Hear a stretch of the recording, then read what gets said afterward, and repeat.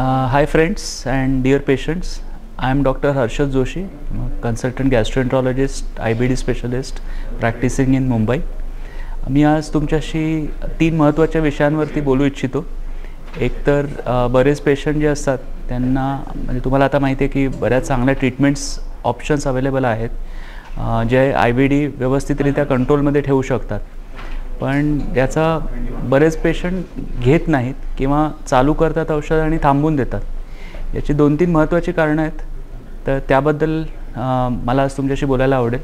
एक तर बरेच पेशंट औषधं थांबवतात कारण त्यांना काळजी असते की साईड इफेक्टची, आयदर शॉर्ट टर्म म्हणजे जे इमिडिएट साईड इफेक्ट असतात त्याबद्दल किंवा याचा पुढच्या माझ्या आयुष्यावरती काही परिणाम होईल का, लाँग टर्म काही साईड इफेक्ट्स असतील का, इम्पॉर्टंटली कॅन्सर वगैरे काय होऊ शकतील का, याबद्दल लोकांना खूप जास्ती शंका असते आणि म्हणून बरेच पेशंट औषधं थांबवतात. दुसरं कारण असतं की त्यांना कॉस्ट हा एक महत्त्वाचा भाग आहे की किमती काही औषधांच्या जास्ती असतात त्यामुळे थांबवली जातात.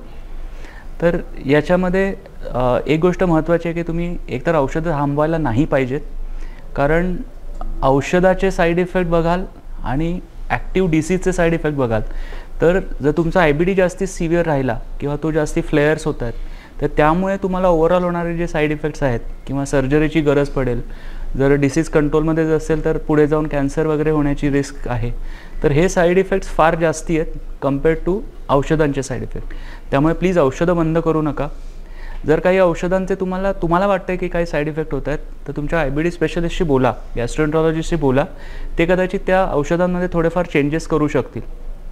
कॉस्टचा प्रॉब्लेम असेल तर अगेन म्हणजे बऱ्याच कंपनीज आहेत की त्या हेल्प करतात. काही वेळेला औषधांच्या किमती कमी करून देतात, काही वेळेला थोडीफार औषधं फ्रीमध्ये देऊ शकतात. तर we are there to help. पण आम्हाला कळलं पाहिजे की तुम्हाला त्रास काय होतो किंवा व्हॉट इज द रिझन की तुम्हाला औषधं थांबवायचे आहेत. तर कृपया औषधं थांबवू नका, कारण जर IBD व्यवस्थित ट्रीट केला तर साईड इफेक्ट्स आपण अवॉइड करू शकतो आणि तुमचा IBD खूप चांगल्या रीतीने आपण कंट्रोलमध्ये ठेवू शकतो. थँक्यू.